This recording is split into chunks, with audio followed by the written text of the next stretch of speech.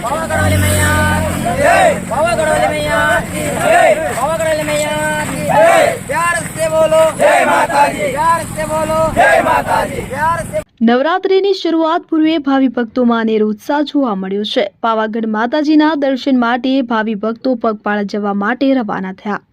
તો પાવન પર્વ નવરાત્રિને લઈ સમગ્ર જિલ્લામાં ભાવિ ભક્તોમાં અનેરો ઉમંગ અને ઉત્સાહ અને શ્રદ્ધાનો માહોલ જોવા મળી રહ્યો છે। દર વર્ષની જેમ આ વર્ષે પણ હજારોની સંખ્યામાં માતાજીના ભક્તો પગપાળા યાત્રા કરીને પાવાગઢ માતાજીના દર્શનાર્થે જઈ રહ્યા છે। ત્યારે મધ્યપ્રદેશ સહિત છોટાઉદેપુર જિલ્લાના વિવિધ ગામો શહેરમાંથી મોટી સંખ્યામાં ભાવિ ભક્તો પગપાળા નીકળતા જોવા મળી રહ્યા છે, જેમાં સૌથી વધુ મધ્યપ્રદેશથી પગપાળા ચાલીને ભાવિ ભક્તો છોટાઉદેપુર ખાતે રહીને પાવાગઢ ખાતે માતાજીના દર્શન કરવા માટે જાય છે અને દર્શન કરીને પરત પગપાળા ચાલીને મધ્યપ્રદેશ ખાતે રવાના। हम लाखड़ा उमरी से आया है, ग्राम पंचायत वाक्या है, सेंधवा तहसील बड़वानी जिला का है, मध्य प्रदेश लगता है। वो अभी गुजरात में आया है पैदल।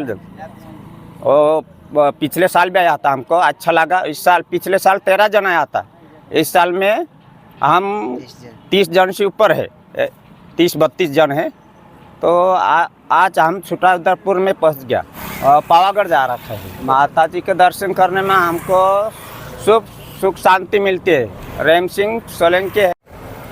અમે દર વખતેની જેમ આ વખતે પણ માતાજીના જે શ્રદ્ધાળુ પદયાત્રા કરે છે એમપીના વ્યક્તિઓ, તેમના માટે રહેવા ખાવા જમવાની સુવિધા અમે છોટાઉદેપુર દ્વારા કરવામાં આવ્યું છે।